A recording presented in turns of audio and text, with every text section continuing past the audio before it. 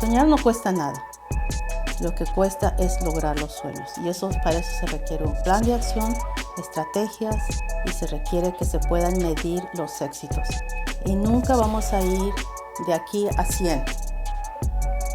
Un paso vale la pena. Un paso, pasito a pasito, es mejor que nada. Si uno no toma una decisión, uno va a seguir soñando para la eternidad. Sí. Hay que saber tomar la decisión. Hay riesgos, van a haber riesgos, pero también hay riesgos si no toma la decisión. No sabemos qué hay detrás de la apariencia, de la presencia pública. Hay gente con mucho éxito que ha batallado mucho, que ha salido adelante de pruebas increíblemente tremendas y que sin embargo han tenido el positivismo, han tenido una espiritualidad, han tenido una religión y han sabido mantenerse firmes en esa fe que tienen, la que sea. Tenemos el cerebro, tenemos la capacidad humana que Dios mismo nos ha dado para poder utilizar esas habilidades para bien del otro. Y cuando se usan para el bien del otro, al final de cuentas el que sale beneficiado es uno mismo.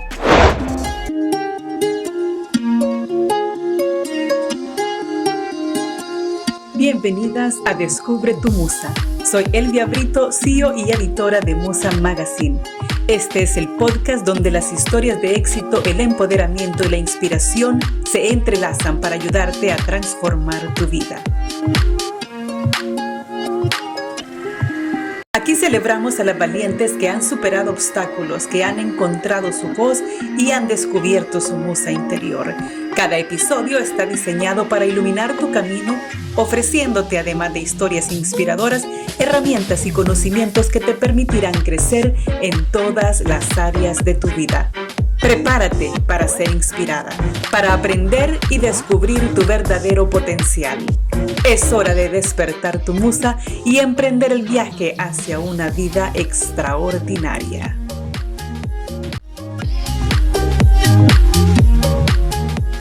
Bienvenidos de nuevo a este podcast de Musa Magazine, Descubre tu Musa. Como cada martes tenemos una invitada especial y hoy tenemos una invitada especial en nuestro programa. Y quiero presentárselas, quiero que conozcamos un poco más de ella. Su nombre es Lourdes Rubio. Lourdes Rubio es una orgullosa mexicana que siempre está pendiente de su comunidad, no solamente mexicana, sino que su comunidad latina. Ama la comunidad latina. Lourdes es mexicana, ella trabajó en México se graduó como licenciada especialista en el área de audición y lenguaje. Vino a Estados Unidos a estudiar su maestría y sacó su maestría en salud mental y el país pues terminó conquistándola y terminó quedándose por acá, por Estados Unidos. Así que es una mujer que vino a estudiar y luego pues la vida la hizo pues comenzar a hacer vida en Estados Unidos. Es intérprete profesional, aparte de intérprete profesional. Cuando ella decidió retirarse, porque fue una decisión, decidió retirarse, pues emprendió una nueva carrera como realtor. Así que quiero presentárselas. Lourdes, dile sola, saluda a nuestra comunidad, a nuestras lectoras, a las personas que nos acompañan en el podcast. Y preséntate y habla un poquito de ti, por favor. Pues muchas gracias a Musa y muchas gracias a Elvia por esta invitación. Yo soy Lourdes Rubio y sí soy nacida en México, crecí en México, adoro México y a la fecha lo extraño porque México es un país de muchas tradiciones y de mucha riqueza cultural. Sin embargo, pues yo me vine a Estados Unidos en 1985 a estudiar mi maestría con la intención de regresar a México. Sí. Pero pues no regresé. Y aquí estamos. Habías fundado una escuela para sordos en México, o sea que sí tenías proyectos en México, no era como que tenías la idea de venirte a quedar a Estados Unidos. No, yo nunca tuve la idea de venirme a quedar aquí para siempre. Yo trabajé como directora de una escuela de sordos de donde yo me gradué inicialmente y después yo formé una escuela cooperativa con padres para sordos, para sus hijos que eran sordos. Y digo cooperativa porque yo siempre tenía en mente que los hijos no son míos, los niños no son míos, los niños son de sus padres, y sus padres tenían la obligación o podían tener la oportunidad de estar más involucrados en la educación de sus hijos. Entonces era una escuela cooperativa. Y si yo tenía esa escuela, ya teníamos bastantes alumnos y ya teníamos como 6 niveles habilitados, empezados con alumnos, y teníamos también el área de capacitación técnica para aquellos chicos que venían a la escuela ya más tarde, como a los 16, 17 años, y que a esas alturas pues sí podían empezar el primer grado de escolaridad, pero era más importante que aprendieran una cosa técnica para poder valerse. Para poder incorporarse a la fuerza de empleos. A la fuerza de empleo, sí. Sí. Entonces tú decides después de eso venir a sacar tu maestría. Tú venías a pasear. Cuando tú decides venir a sacar tu maestría en salud mental, ¿decides dejar la escuela? ¿La vendes antes o con qué propósito vienes a hacer la maestría acá? La maestría la vine a hacer con la idea de poder regresar a la escuela a ayudar a los padres que venían a verme. En la entrevista inicial venían los padres a verme pensando que iba a haber una cura o una magia o algo para eliminar la sordera de su hijo o el problema de educación especial. Yo también tengo la especialidad de educación especial. Sí. Entonces los padres venían muy angustiados con los chiquitos en las manos y ¿qué hago con este chiquito? ¿Qué va a pasar? Sí. Y querían hacer algo. Y no podían admitir el hecho de que sus hijos habían nacido con una incapacidad o con una condición diferente, que ahora se dice condiciones, situaciones diferentes de vida, que lo que consideramos muchas veces como ser normal. Sí. Pero yo no podía ayudar a esos padres y era toda una cuestión de, y ahora ya entiendo que era un proceso de duelo de la pérdida de el hijo que yo había soñado tener. Sí. Entonces por eso yo me vine acá, porque yo ya había venido a Estados Unidos anteriormente y me había fijado en la Universidad de Gallaudet, que es especialista para todo lo que sea sordera, y ahí estaba la especialidad de psicología del sordo. Entonces dije, pues yo puedo estudiar eso, aprender cómo manejar a los padres y regresar a México para ayudar a los padres. Sí. Y cuéntame cuáles eran los planes que Dios tenía para ti entonces. Pues Dios tenía otros planes. Sí, me vine para acá el año del temblor de México, del temblor bien grande del 1985. ¿Viniste antes o te tocó pasarlo en México? No, me vine el mes antes. Ajá. Me vine el mes antes y me vine con una beca de una organización mexicana. Y cuando fue el temblor, pues recibí el telegrama de los antiguitos, de los papelitos. Sí. Recibí el telegrama que me decía que ya no me podían mantener la beca por la situación económica de México. Ajá. Entonces me quedé así como que, ¿y ahora qué hago? Sí. Pero yo tenía conmigo, me sentía muy rica, pero yo tenía conmigo $500, era todo lo que tenía. Ajá. Y pues me quedo sin beca, tengo que pagar la colegiatura de la universidad, que como estudiante internacional ya sabes que es súper cara. Sí. Y pues tenía que pagar toda la comida, hospedaje, libros, etcétera, etcétera. Sí. Entonces pues me quedé. Sin poder trabajar. Y sin poder trabajar. Sí, porque no se permite con una visa de estudiante pues trabajar, a menos que sea en el lugar de estudio. No sé si en ese tiempo también era igual. Era la misma regla. Sí. Era la misma regla pero era muy difícil trabajar ahí, porque el ambiente de la Universidad de Gallaudet era el ambiente de lenguas americanas, señas americanas. Ajá. Y yo sabía señas mexicanas, ajá, poquito, ni siquiera mucho, porque el sistema de educación de sordos en México era oral, o sea, tienes que leerme los labios. Sí. Sin embargo, yo ya me había comunicado con sordos de México y ya me habían enseñado las señas. Sí. Entonces sí pude hacer una transferencia un poquito débil, sí, pero sí tuve que meter mucho a tener que aprender señas acá para poder valerme dentro de la universidad. Sí. Y pues sí me ofrecieron trabajos, pero no fue por paga. Voluntarios. No, a cambio de. Entonces tú a cambio de por ejemplo, a cambio de tu estancia, de tu cuarto, ajá, te vamos a dejar estar en este dormitorio, pero vas a supervisar a una bola de muchachitos Ajá. que estaban en el dormitorio. Entonces Ajá. me tocó ser supervisora de dormitorio. Ajá. Como tenían internado de escuela secundaria, me tocó ser supervisora del internado de la escuela secundaria. Y era tremendo, Ajá. porque esos niños no querían estar dentro, ellos querían Sí. estar fuera Sí. con los chicos de la universidad. Sí. Y cada rato se escapaban y hacían cosas. Y pues llegaban acá y yo tenía que hablar con ellos, a veces tenía que ajusticiármelos, Ajá. darles consecuencias, aconsejarlos, manejarlos. Y muchas veces cuando hacían cosas ya muy extremas, tenía que reportar a los papás. Sí. Y pues eso fue a cambio de mi dormitorio. Por mucho tiempo no tuve oportunidad de canjear mi comida. Ajá. Entonces mi compañera de cuarto, mi roommate, que sí tenía la cafetería, Ajá. ella siempre me traía un sándwich y manzanas De la cafetería. de la cafetería. Yo caminaba con manzanas en mi bolso, Ajá. era el backpack o el morral, Ajá. porque ella siempre me traía manzanas, Sí. pero era lo único que podía comer. Sí. Entonces, al pasar el tiempo, me encontré con una de las personas de la cafetería, supervisoras. Me dice, es que es tremendo, terminamos muy tarde, porque hay que lavar las ollas, hay que lavar esto, hay que lavar la bolsa. Y digo, Sí. yo puedo ayudar a cambio de cafetería. Ajá. Y yo no sabía ni a qué hora lo iba a hacer. Sí. Pero me dijo, si quieres, cuando terminas tus estudios, hablando de universidad, Ajá. te vienes acá a la cafetería y nos ayudas con las ollas y te damos pase para la cafetería. Dije, ya estuvo, ya Ajá. tengo comida. Sí. Entonces ya empecé a tener comida.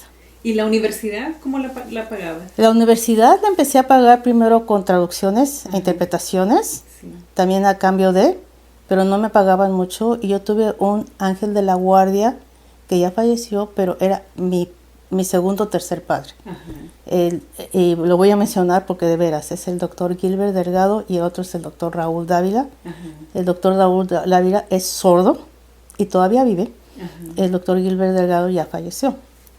Eran mis ángeles de la guardia. Entonces, los dos mexicanos. Ajá. Y cuando fui con el doctor Dávila, que era el presidente del Centro Internacional de la Sordera, fui a él a decirle, no sé qué hacer con mi colegiatura. Ya mi primer semestre estaba pagado, pero el segundo ya no estaba pagado. Sí. Entonces me dice, ¿tú fuiste maestra? Le digo, pues sí, fui maestra. ¿Puedes dar clases? Pues sí puedo dar clases. Yo pensando dar clases a los chiquitos Ajá. sordos. Sí.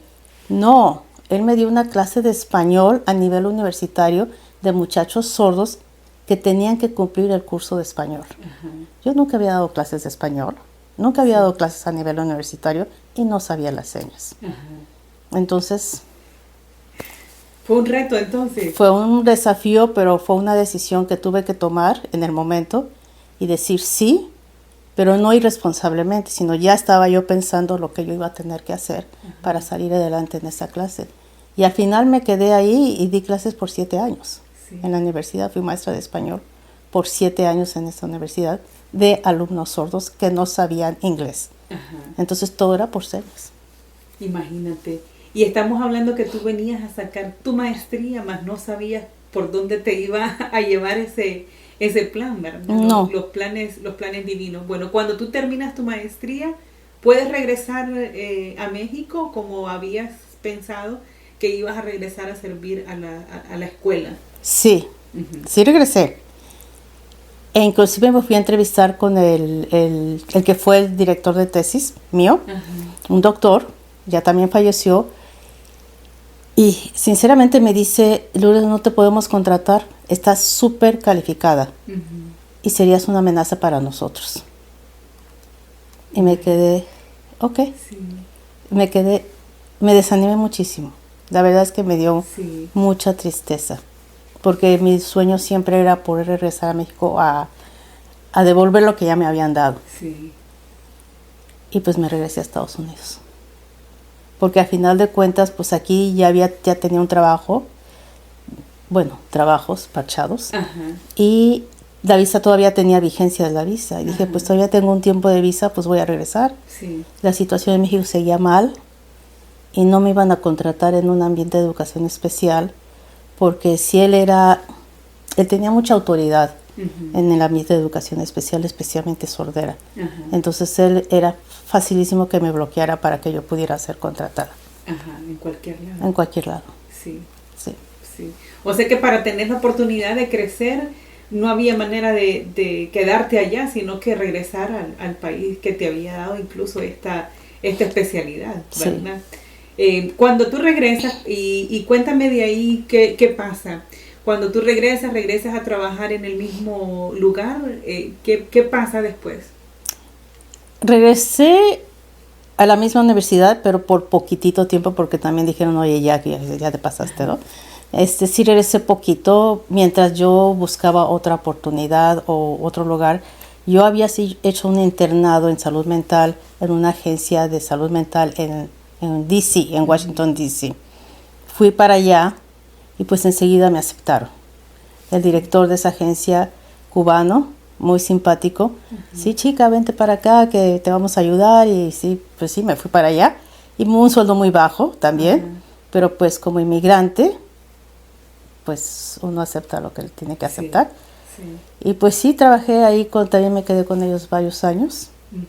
Y ya me transicioné fuera de la universidad. Busqué un departamento que tampoco fue fácil porque sabes que hay que tener historia de crédito. Ajá. Tampoco dije, ¿y eso qué es? Sí. Sí, porque habías estado dentro de la universidad, entonces en realidad no habías estado fuera de ese sistema, sino que te tocó entonces empezar a navegar solita fuera de la universidad. Buscarme mi departamento, yo no sabía eso del crédito. Sí. Y pues me lo negaron y viví con roommates hasta mientras yo construía mi crédito. Sí. Ya cuando construí mi crédito ya saqué mi propio departamento. Pero yo no entendía esa cosa de que por qué si yo tengo dinero para pagar efectivo. No, tiene que ser crédito. Sí. Okay. Sí. Entonces, pues pues sí, así lo hice y trabajé en esa organización de salud mental en el área de abuso de sustancias y drogadicción, en la época en que el SIDA comenzaba a tener auge. Entonces nadie quería trabajar ahí por la cuestión de que pues, no había información suficiente. Y me voy a contraer el SIDA, me van a tocar, no pueden tocar los picaportes y todas esas cosas. Y pues afortunadamente este doctor me mandó al Departamento de Salud de D.C. A tomar cuánta capacitación había del SIDA. Entonces yo iba a la vanguardia de todo lo que estaba pasando. Sí. Y yo nunca tuve miedo de que alguien viniera que tuviera SIDA. Porque además yo no los estaba besando, abrazando y todo eso, ¿no? Sí. Eran clientes, yo mantenía mi distancia. Sí. Entonces, pues, siempre los traté con mucho respeto. Y pues sí me tocaron ver cosas tristes en relación con SIDA, ¿no? Sí. Tuve varios entierros de ese tipo. Pero me quedé y por un buen rato. Y en el interim, pues conocí a mi esposo, el que era mi esposo. Porque yo siempre he sido muy religiosa y yo no me podía quedar sin ir a misa, sin ir a la iglesia, y empecé a buscar iglesias y mis aventuras de domingo eran ir a una iglesia en Maryland, otra iglesia en Virginia, otra iglesia en D.C., conocer iglesias, a ver cuál me gustaba, ¿no? Sí. Y pues llegué a una iglesia en Virginia, en Falls Church, la iglesia de St. James, y yo iba a misa ahí. Ni cuenta me daba, yo iba a misa y me salía. Sí.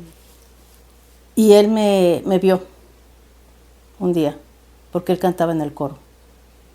Entonces empezamos a hablar y los dos nos hicimos miembros del grupo de adultos jóvenes de la iglesia y empezamos a hacer actividades juntos. Y pues ya lo demás, ya empecé a salir con él, pero no éramos novios, éramos amigos nada más. Entonces, pues ya, después un día me dice, oye, ¿te casas conmigo? Digo, pues, ¿cuándo hemos sido novios? ¿Qué te pasa?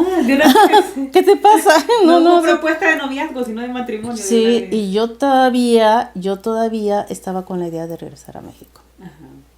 Y esa propuesta era tener que pensar en la idea de no volver. Sí.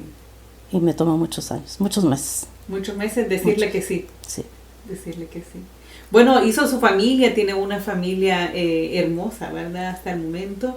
Y ha sido pues un recorrido grande, muchas experiencias.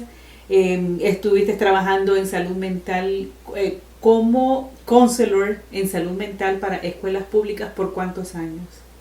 Para escuelas públicas trabajé para 2 condados y entre los 2 condados, pues 24 años más o menos para las escuelas públicas, pero siempre en el área de salud mental, ayudando a la comunidad, a mi familia latina, hispana, latina, mexicana. Sí.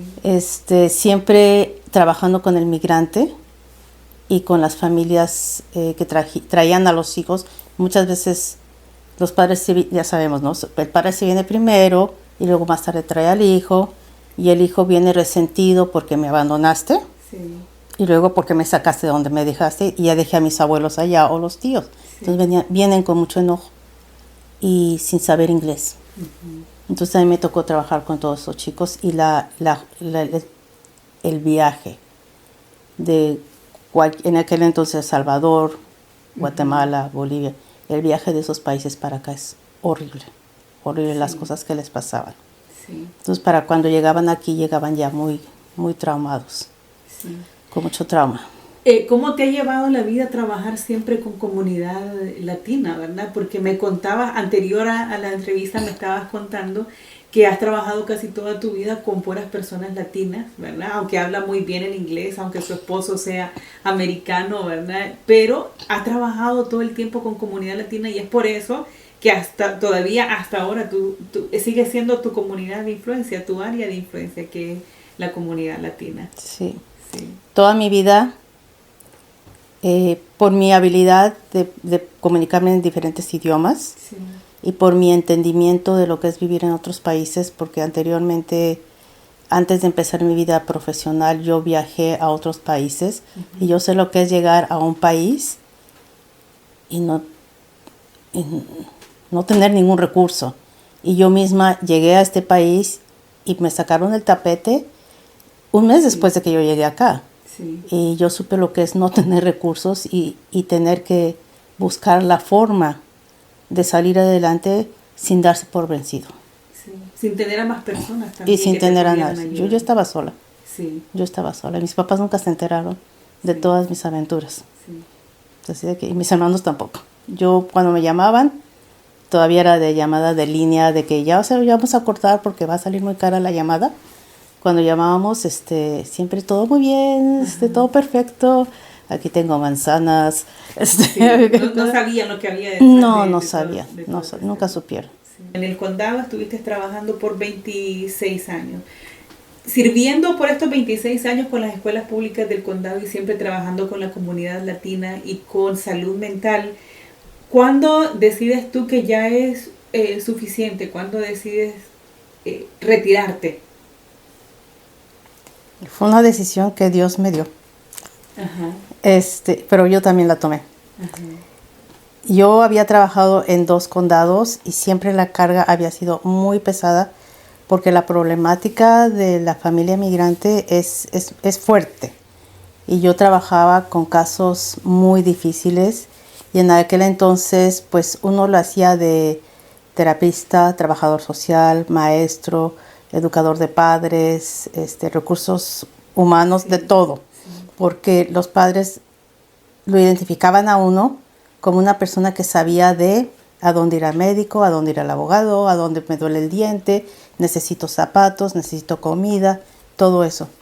Entonces yo me empecé a percatar de las necesidades tan básicas que tenían las familias. Y yo siempre me identifiqué con ellos. Digo, pues sí, en algún momento yo no tuve la comida que ahora ellos están buscando. Entonces tratar de cubrir esas necesidades era muy difícil, pero si queríamos que el niño aprendiera, uh-huh. Esas necesidades tienen que estar cubiertas.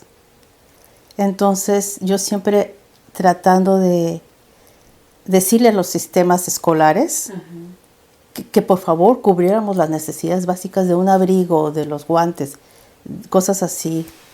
Y en fin, seguí con eso y sí fue pesado, fueron 24, 25 años entre los dos sistemas. Y Pues yo llegó un momento en que yo tenía mucha tensión, pues realmente mucha tensión por la cantidad de problemas que había, y todavía había personal escolar que no quiere al inmigrante, y a la fecha hay personal escolar que no quiere al inmigrante. Y es muy difícil trabajar en ese ambiente. Es difícil, bueno, me imagino yo que las personas que trabajan como psicólogos, como terapeutas, es difícil como hacer clock out de los problemas que hay con tus alumnos y no llevártelos a la casa, ¿verdad? No seguir pensando en eso, no sé de qué manera afecta todo esto la vida familiar también.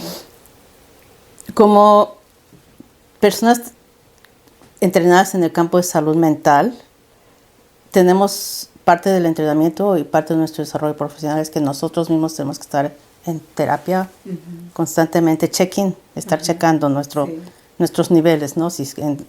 Cómo estamos. Y hay un concepto que se llama trauma vicario.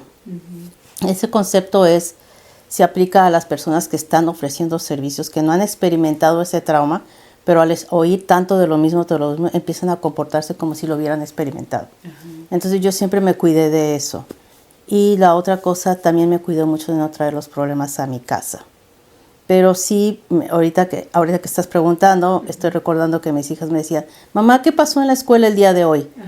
Y pues, todas las historias que yo podía contar. Sí era muy difícil en ese sentido, es estresante en ese sentido también. Y era sumamente, y aún más estresante, cuando la administración no quería dar lo que tú estabas pidiendo. Y lo que yo pedía realmente, a mí me tenían en 3 escuelas con 280 alumnos. Entonces, aunque yo pudiera darle 1 minuto a cada alumno, me faltaba más de 40 horas a la semana. Yo no tenía suficientes horas para atender a todos los alumnos. Y yo pedí ayuda. Yo sí pedí ayuda para que me bajaran la carga o manejar solamente 2 escuelas. Qué bueno que fuera una escuela. Pero no, así era la forma como lo manejaban. Y había razones por las cuales necesitaban tener una persona en cada escuela. Pero no lo hacían. Creo que a la fecha no lo hacen todavía. Pues Dios me ayudó.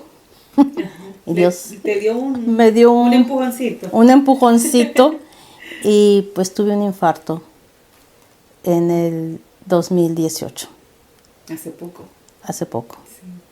En el 2018, y pues ahí sí salí de la escuela. Estuve bastante mal en cuidados intensivos por mucho tiempo, por el infarto y porque mi cuerpo ya estaba totalmente desgastado. Estaba en 0 ya mi cuerpo. Y en esos momentos, pues como yo diría, se me apagó la luz. Yo vi cuando se me apagó la luz el día que me dio el infarto. Yo no supe qué fue lo que pasó. Mi esposo sí supo porque él tuvo que manejar la situación. Y él me contó después y ahora ya sé por qué fue lo que pasó, pero no porque yo lo viviera. Me hubiera dado cuenta. Yo me caí en la sala de mi casa y ya no supe. Hasta que desperté en mi cuarto del hospital después de que me intervinieron. Pero para mí fue así como que despierta. ¿Qué vas a hacer con tu vida? ¿Vas a seguir con lo mismo? ¿A dónde vas a ir? ¿Qué va a pasar? Cuestionando. Me dediqué a leer muchos libros de desarrollo personal, self-improvement, de responder a las preguntas de la vida.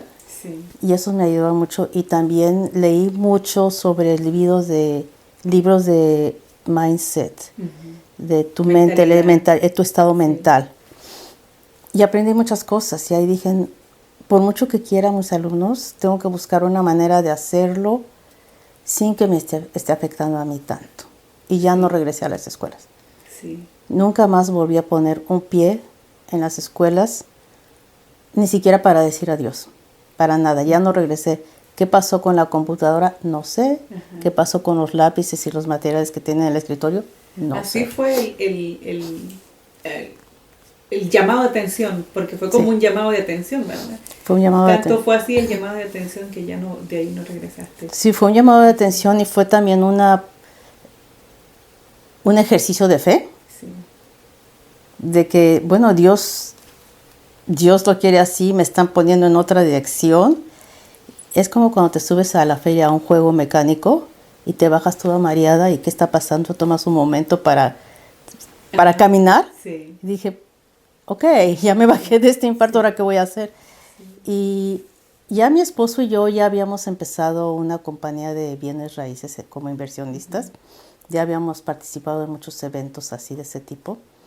Y muchos trainings y certificaciones y todo eso. Yo digo, ay, pues sí, qué bueno, qué bueno.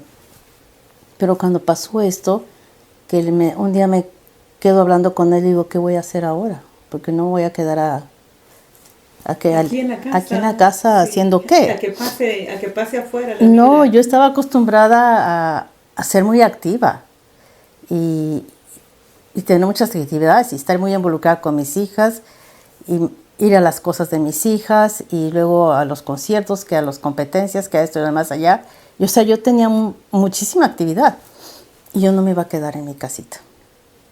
Sí. Y sé tejer, pero no, la verdad es que no me veía yo tejiendo, la verdad. Sí. Entonces me dice, ¿por qué no sacas la licencia de Realtor? Ya sabes todo ya tienes la teoría. Ahora, ¿por qué no te dedicas a eso? Y yo, pues, lo voy a sacar. Y la saqué. Pero no ejercí inmediatamente porque justo en esos momentos la escuela me estaba llamando que cuando yo iba a regresar, que se necesitaba, que por favor, que mis niños estaban ahí. Y dije, no son mis niños están en la casa. No son mis niños, son sus alumnos y no voy a regresar. Entonces, para evitar esas llamadas, porque sí me creaban mucho conflicto, mi esposo me dice, vámonos a Irlanda. Y nos fuimos. Ahí fue cuando se dio toda la separación. Nos pasamos un buen tiempo en Irlanda, en Inglaterra, y ya cuando regresamos ya entendieron que yo ya no iba a regresar. Sí. Y ahí fue cuando empecé ya mi actividad como realtor.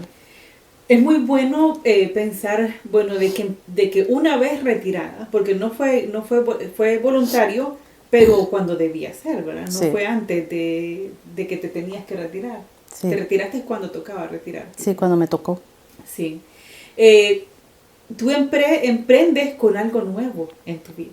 Sí. ¿Verdad? Algo totalmente diferente, pero que logró atrapar tu atención y juntar esas dos cosas que tú querías, poderte dedicar a algo tuyo, a tu propio tiempo, pero también donde pudieras seguir ayudando a la comunidad latina. ¿Cómo fue encontrar eso? ¿Cómo fue esta nueva actividad para ti en tu vida? ¿Qué sentido le vino a dar? Mantuvo el sentido que siempre yo había querido tener en mi vida de poder ofrecer lo que yo había recibido y lo que yo había tenido y poder compartir lo que yo había aprendido a lo largo de los años. Eso me ayudó, eso le dio mucho sentido a mi vida. Y también, pues siempre, mis papás siempre no fuimos ricos. Yo soy una de 10 y yo soy la tercera. Mi papá trabajaba mucho. Sin embargo, mi mamá y mi papá siempre fueron generosos con otras personas que necesitaban. Siempre ayudaban. Entonces yo creo que de ahí yo saqué, pues no sé si de ahí, pero siempre he pensado, si a mí tuve la oportunidad de recibir esto, tengo que tener la manera de darlo. Sí. Y siempre también pensando en que pues Dios sabrá. Dios dirá, mi esposo es más religioso que yo. Y siempre digo, ay, es que esto pasa, ya me puse de mal humor por tal. Pregúntale a Dios qué va a pasar. Digo, ay, ok. Entonces yo digo, bueno, que Dios sabrá, Dios dirá. Y con el Dios de frente, de primero, siempre teniendo la fe que Él iba a abrir puertas y las ha abierto. Yo he seguido adelante, estoy súper feliz haciendo lo que estoy haciendo. Y una cosa que me di cuenta cuando compré mi primera casa, que fue chiquitita, me di cuenta que la manera de construir una estabilidad financiera en Estados Unidos es por medio de un negocio o una casa. Y para la comunidad latina era más fácil, o es más fácil, comprar una propiedad que hacerse de un negocio.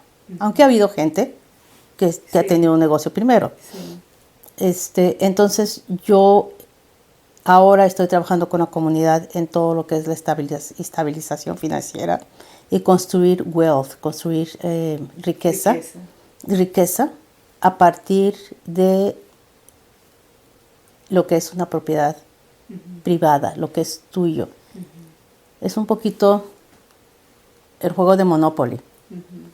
Tú tienes que entrar al juego para poder ganar el juego. Sí. Pero si estás aquí esperando a ver si voy a ganar, pues no, y si no le entras al juego, pues no vas a ganar. Sí. Y así les digo cuando hago mis trainings, jugamos Monopoly, ponemos a unos a que vean. Sí. Digo, y este ya se hizo rico y usted, ¿por qué no? Sí. Me dice, pues es que no me dejan jugar. Exacto. Sí. Juegue. Necesita las cartas para poder jugar a las cartas. Sí. Entonces la carta es una casa, una propiedad. Y no es tan fácil, porque hay gente, como igual que había en las escuelas, hay personas que quieren comprar casa, pero no tienen todos los recursos económicos, o les falta construir un historial de crédito, o algunos en una familia de 4 o 5, uno es ciudadano, el otro tiene el green card, residente permanente, el otro está en proceso, tiene un número de tax ID, y el otro acaba de llegar. Entonces, ¿cómo se hace, cómo se va a negociar la situación de estas 4 personas para que a pesar de eso, con todo eso, puedan comprar una casa? Sé que viene siendo como un trabajo de tu parte, como una intervención en esa familia para asesorarla, para apoyarle y ver de qué manera, porque cada caso va a ser diferente, ¿verdad? En cada familia va a ser diferente. Sería como asesorar a ese grupo de personas en específico de cómo poder ayudar a tener su propiedad o su propia casa. Exacto. Es mucha asesoría, un poquito de terapia, si podría decirse eso. Y tengo que tener muchos recursos disponibles inmediatamente, porque yo sé mis límites y hay veces que yo no puedo, pues yo no le puedo hacer de abogado, por ejemplo. Sí. Entonces, pues si hay cosas legales, pues les recomiendo al abogado. Yo no puedo decirles, yo les voy a traer la comida, pero les recomiendo dónde pueden a traer la comida. Manejar sus cuentas, yo no puedo meter a sus bancos, las cuentas bancarias, pero conozco gente en bancos que se pueden sentar con ellos para ayudarles a orientar la situación financiera. Entonces sigo siendo un poquito la asesora de mis familias, y me da gusto, me da mucho gusto porque ahora que trabajé con muchos muchachos en el high school, ya terminan sus universidades, ya se están casando y están comprando casas. Y me dicen, no sabemos nada de esto. Entonces tengo seminarios de compradores de primera vez y esos son mis participantes. Ellos son mis participantes, los que quieren saber cómo manejar la vida financiera en Estados Unidos, que no saben. En realidad veo como que se conjuga toda tu especialidad, ¿verdad? Has venido, tú ya no estás trabajando como consultor en salud mental en una escuela, pero ahora estás con consejería, ¿verdad? Con personas igual, con sus finanzas, en lo económico, en realidad. Entonces siempre estás ayudando, en cualquier parte que has llegado sigues ayudando a la comunidad latina. ¿Has vivido tú algo en específico que te haga estar como pendiente siempre de la comunidad latina? ¿O has visto trato con la comunidad latina diferente y por eso es que sigues tú estando ayudando a la comunidad latina? Bueno, mi experiencia al llegar a Estados Unidos, yo vine en una época en que hablar español era así como que prohibitivo. Me decían que por ser mexicana yo era exótica. Digo, pues si no soy ave de paraíso, yo soy un ser humano, no soy un pájaro. Pero era la idea de, por no decir eres diferente, eres rara, te decían exótica. Belleza exótica. Pues no.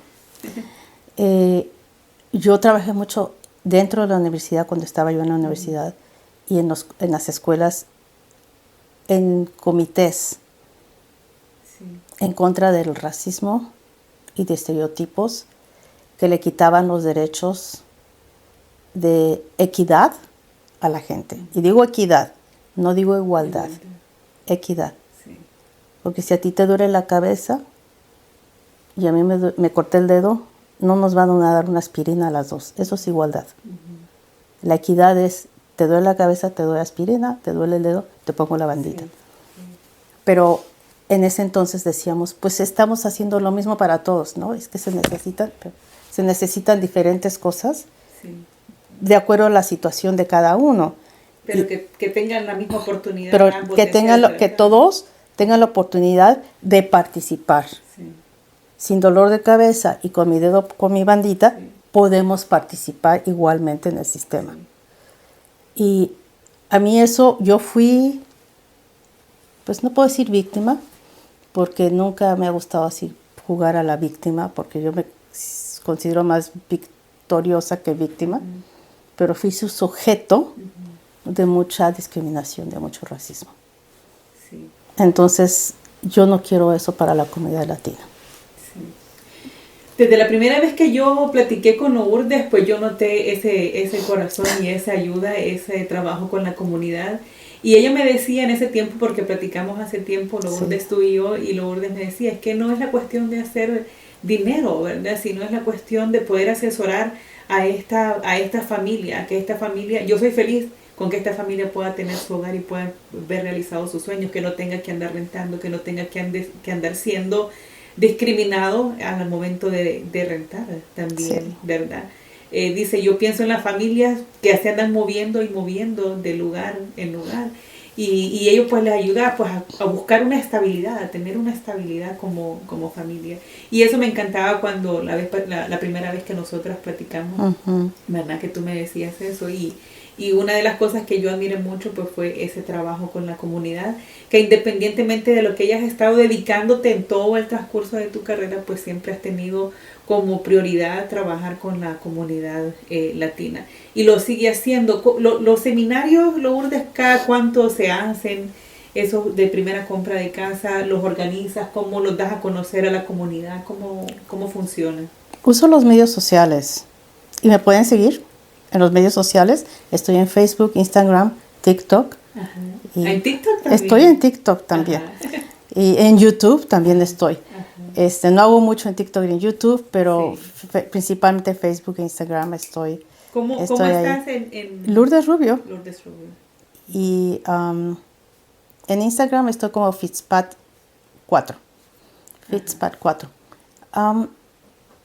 Ahí promuevo mis eventos, pero en realidad no necesito promover mucho, porque lo único que hago es en los grupos de WhatsApp que tengo, les digo, va a haber una capacitación tal día, y se me llenan. A veces tengo que decir, se llenó el cupo.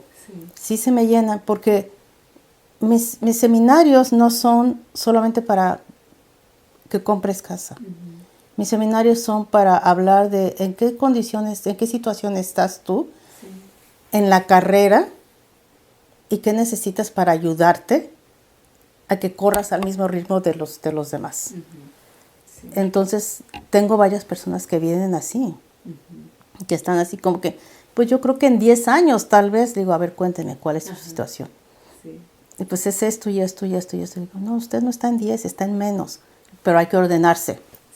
Vamos a hacer un plan de acción. Y me reúno después de que se hace el seminario en grupo, me reúno con todos. Por separado. Y hacemos un plan de acción.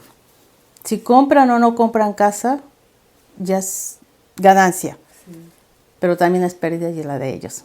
Para darles un ejemplo, y no sé si puedo hablarle a la audiencia. El hecho de comprar una casa en Estados Unidos es una forma de crear riqueza. Y he tenido muchos clientes que han estado rentando, y ustedes se van a identificar con eso, han estado rentando por 20 años al ritmo de $2,000, $3,000, que es lo mismo que pudieran pagar por una hipoteca de una casa. Entonces, las personas rentando a ese ritmo le están pagando la casa al dueño de la casa. Y ellos se están quedando pobres. Si ustedes hacen la matemática y pagan $3,000 al mes, son $36,000 al año que se fueron al aire. Y en lugar de dejarlos ir al aire, pónganlos en su propio bolsillo, invirtiendo en su propia propiedad. Y eso es algo que les digo a todos. Sí. A todos. Y es que hay algún mito, Lourdes, en cuanto a la compra de casa también. Y más en la comunidad latina, pienso yo que estamos llenos de mitos y de pensar, bueno, es que tengo que tener mucho dinero para poder dar el enganche para mi primera casa. O tengo que tener, o no me van a prestar lo suficiente como para comprar una casa.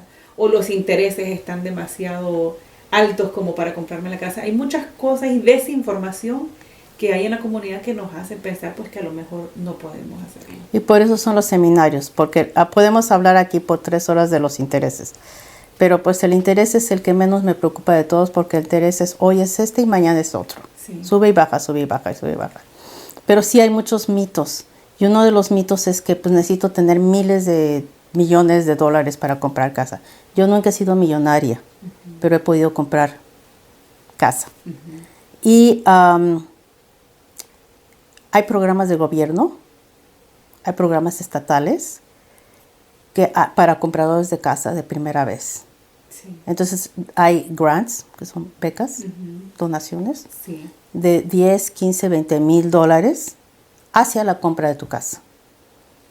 Y los veteranos, los que han servido en las ARMS, no necesitan ni siquiera el enganche. Ellos pueden comprar casas sin pagar nada.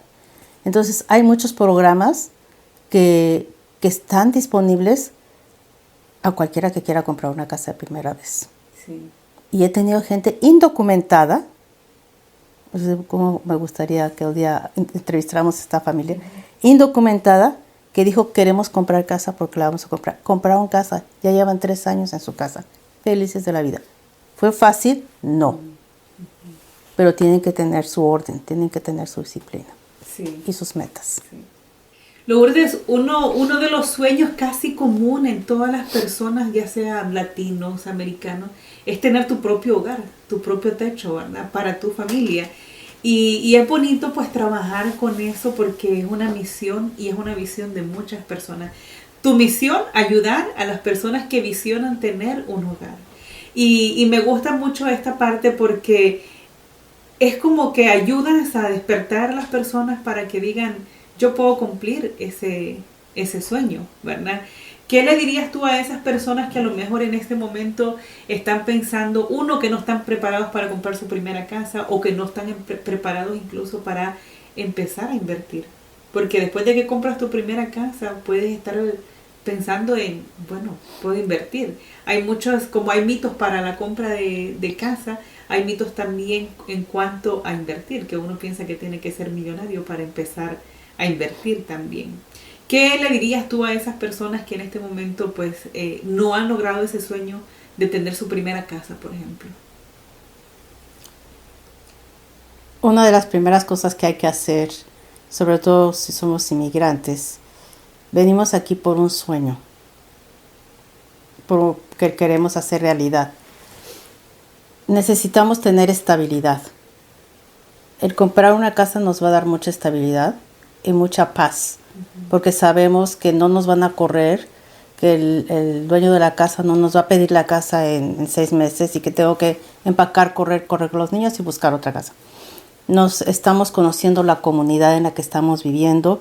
Nuestros niños se hacen amistades con los vecinos, sí, y tenemos el apoyo de la comunidad y del vecindario o de la colonia. Entonces el valor de tener una casa es más allá que solamente la cuestión económica. Da la estabilidad. La estabilidad te da mucha estabilidad emocional y mucha paz personal.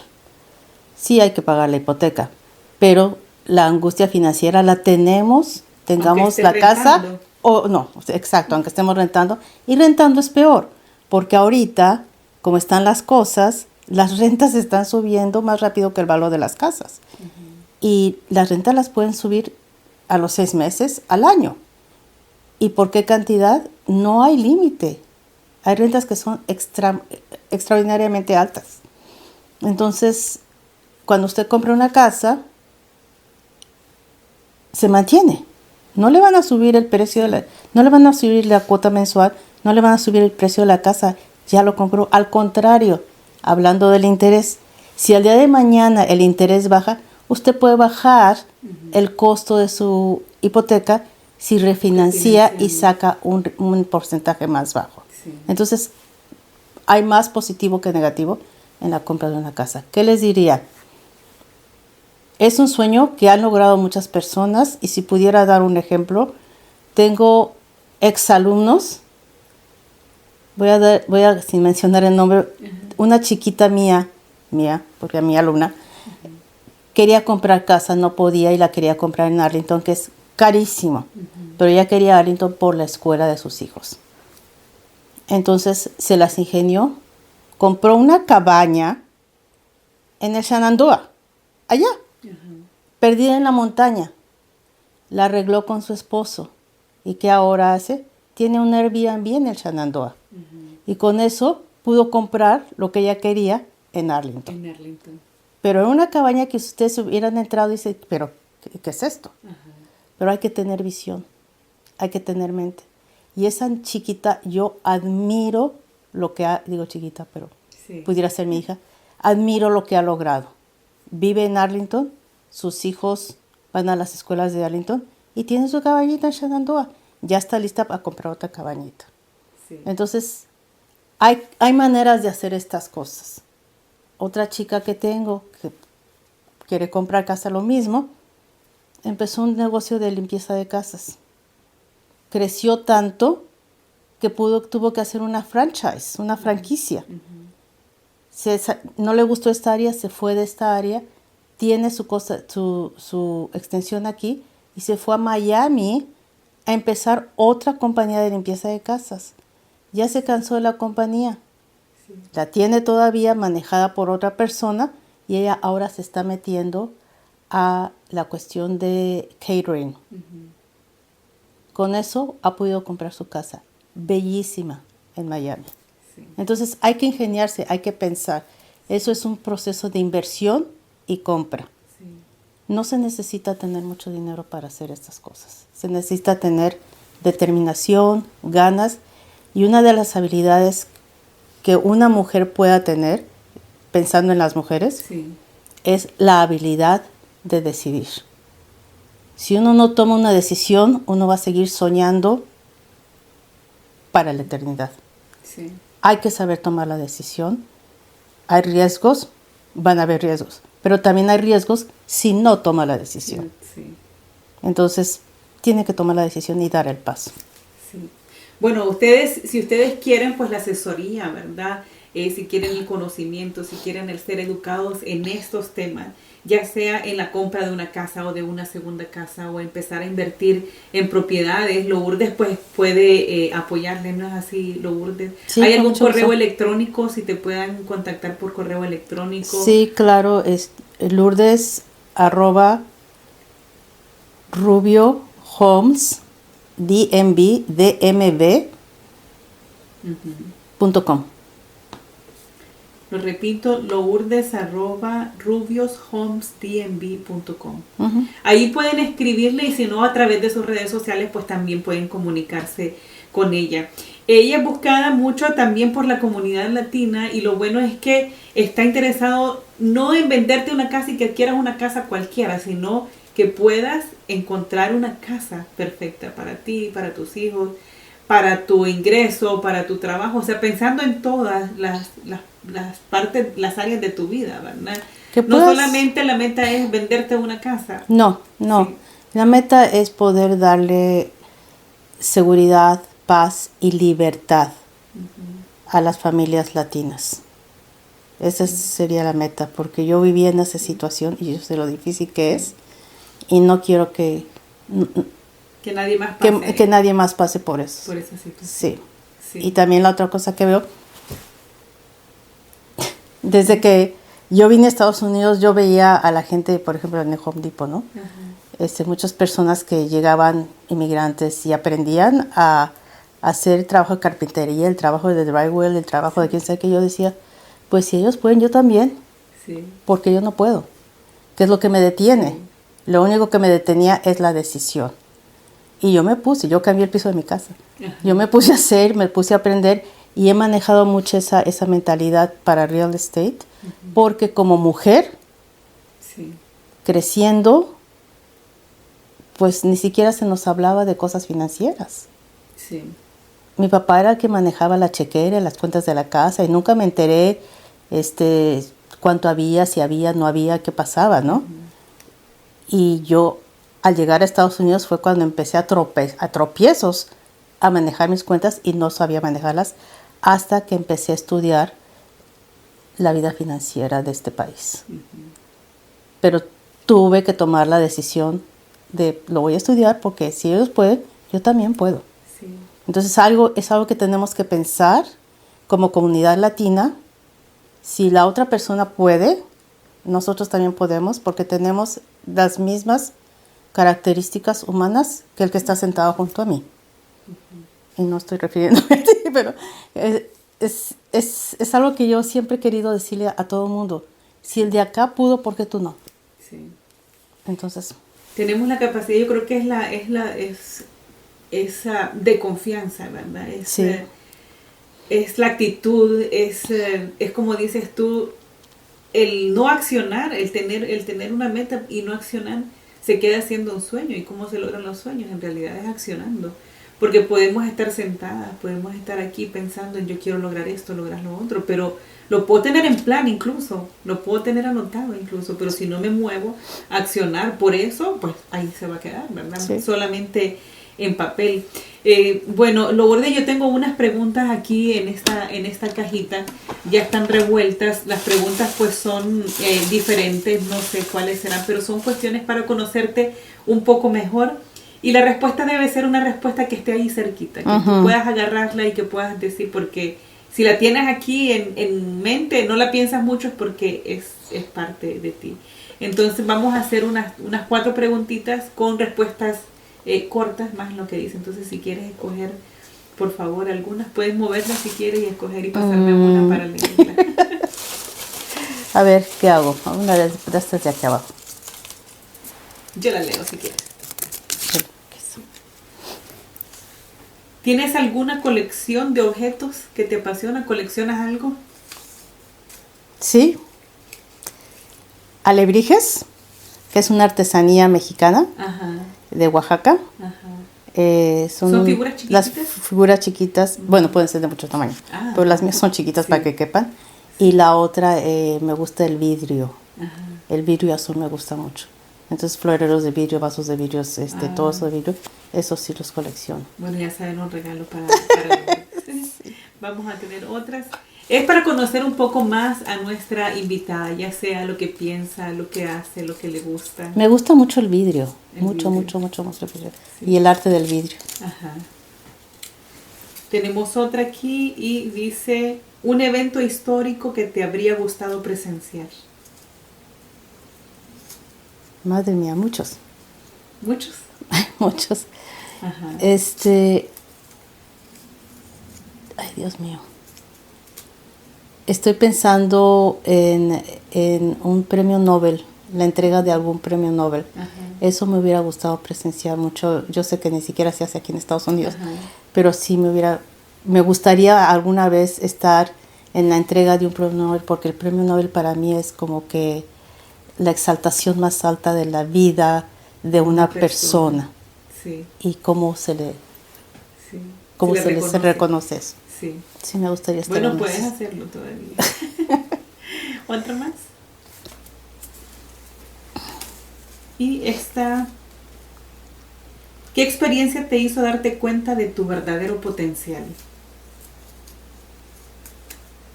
Cuando fui directora de la Escuela de Soros en México. La primera vez. Fue cuando recapacité y pensé, estoy a cargo de todos estos niños y todos estos profesores, ¿y qué voy a hacer? Pero al mismo tiempo, el director de la escuela me decía, había dos el dueño de la escuela y el director de la escuela. El director fue el que fue mi director de tesis, que no me quiso aceptar después. Sí. Pero el dueño de la escuela era como un abuelo. Él siempre me decía, Lourdes, usted tiene cosas que los demás no tienen. Entonces yo tenía un sentido de disciplina, de organización, de go get it, de lograr las cosas, de dedicarme, de perseverancia. Y a veces hay quienes me dicen, una persona una vez me dijo, tú eres como un perrito. Una vez que agarras el huesito, no lo sueltas.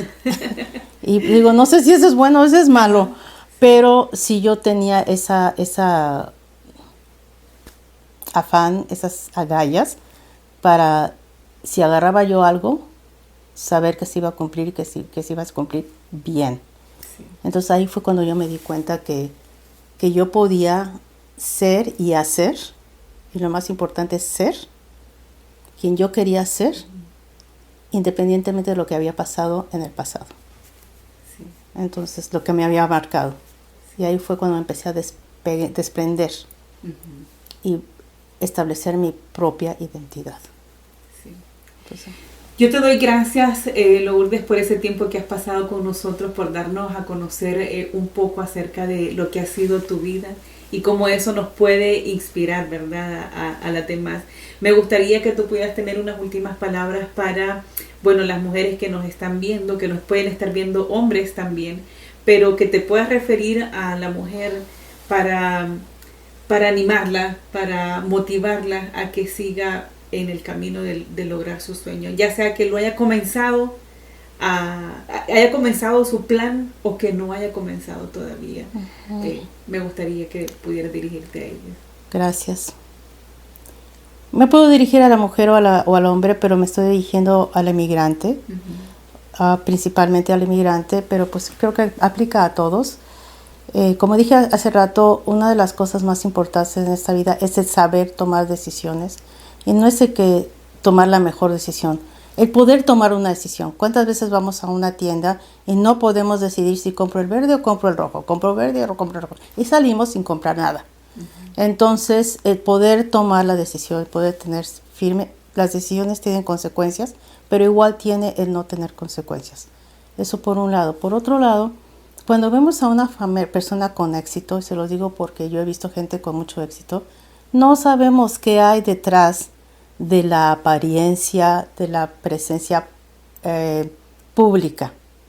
Hay gente con mucho éxito que ha batallado mucho, que ha salido adelante de pruebas increíblemente tremendas y que sin embargo han tenido el positivismo, han tenido una espiritualidad, han tenido una religión y han sabido mantenerse firmes en esa fe que tienen, la que sea, y en esa espiritualidad. Y se mencionó varias veces el querer hacer algo sin tener un plan de acción, pues realmente es soñar. Soñar no cuesta nada. Lo que cuesta es lograr los sueños. Y para eso se requiere un plan de acción, estrategias, y se requiere que se puedan medir los éxitos. Y nunca vamos a ir de aquí a 100. Un paso vale la pena. Un paso, pasito a pasito, es mejor que nada. Estoy aquí y he tenido que repensar y reflexionar en mi vida. Y en ningún momento siento yo que he empezado de 100. Siempre he empezado desde más abajo y hay que ir subiendo la escalera poco a poco. Sí. Pero no hay que vencerse. Esa es la cosa. No nos podemos dar por vencidos. Sea el idioma, sí sé es inglés, pero hubieran oído el inglés que yo traía cuando llegué a Estados Unidos. Yo no sabía ordenar un hot dog bien. Hay que pulirse. Y tenemos el cerebro, tenemos la capacidad humana que Dios mismo nos ha dado para poder utilizar esas habilidades para bien del otro. Y cuando se usan para el bien del otro, al final de cuentas, el que sale beneficiado es uno mismo. Sí. Entonces, eso es... Y podría dar más, pero eso es lo que se me ocurre en este momento. Sí. Gracias, Lourdes, gracias. Bueno, nosotros esperamos que este episodio pues sea de mucha conocimiento, de mucha educación, que te inspire, que abra los ojos. Creo que Lourdes está disponible para poder contestar tus preguntas si tú estás interesado en comprar una casa, si estás interesado en comenzar a invertir. es una mujer trabajando con la comunidad y en diversos temas, porque ella sabe de todo. Ella sabe si tienes un problema y necesitas un psicólogo, pues sabe para dónde referirte también, pero no la llaman para todos los problemas. El caso es que si usted está necesitando asesoría, está necesitando saber más acerca de cómo estoy en este momento, en esta situación, cómo puedo comprar mi casa o cómo puedo comenzar a invertir, pues Lourdes es la persona ideal para que pueda apoyarle en el área del DMV, ¿verdad? En cualquier área. ¿Tienes licencia para poder hacer compra de casa también en el área de Maryland, DC? Sí, tengo licencia en Maryland, Virginia y en DC. Ok, entonces en todo el DMV. Yo te agradezco, Lourdes, la verdad es que eres una mujer inspiradora. Has tenido una carrera de apoyo y de ayuda a la gente, a la comunidad latina en toda la vida, desde que comenzaste. Y es admirable en realidad porque sigues cuidando de tu comunidad y has encontrado diversos áreas desde donde ayudar a la comunidad latina. Así que yo te agradezco mucho tu tiempo, agradezco que hayas venido a compartir un poco de tu experiencia, a inspirar un poco a esas mujeres a perseverar, no solo a las mujeres, sino a los hombres también, a perseverar y ya saben, a planear. Si ustedes necesitan un plan de acción para poder empezar a lograr ese sueño, pues entonces ese plan de acción pueden hacerlo con Lourdes. Gracias a todas, gracias por llegar hasta acá. Yo les pido pues poder enviar este episodio a alguna persona que esté necesitando saberlo. Mándaselo a tus conocidas, a tus conocidos, a amigos de Lourdes también que quieran comentar. Dejen sus comentarios acá, las personas que hayan visto. Si tienen preguntas, pueden dejarlas aquí abajo. Yo también en la descripción voy a dejarles la información de cómo contactarla, de cuáles son las redes sociales de Lourdes. Así que gracias por llegar hasta acá. Suscríbanse y recomienden este capítulo, por favor, a sus amigos o amigas. No, gracias a ti también. Sí. Muchas gracias por tenerme aquí. Feliz día. Gracias a todos. Feliz día. Y así concluimos otro episodio de Descubre tu Musa. Esperamos que las historias y lecciones compartidas hoy te hayan inspirado y empoderado para dar el siguiente paso en tu viaje personal. Recuerda, cada desafío es una oportunidad para crecer y cada día es una nueva página en tu historia de éxito. No olvides suscribirte al podcast y dejarnos una reseña. También puedes visitar nuestra página web www.musamagazine.us y seguirnos en nuestras redes sociales de musamagazine.us para mantenerte al tanto de todas nuestras novedades y participar en nuestra increíble comunidad de soñadoras y hacedoras. Hasta la próxima y sigue descubriendo tu musa y construyendo la vida que siempre has soñado. Nos vemos en el siguiente episodio.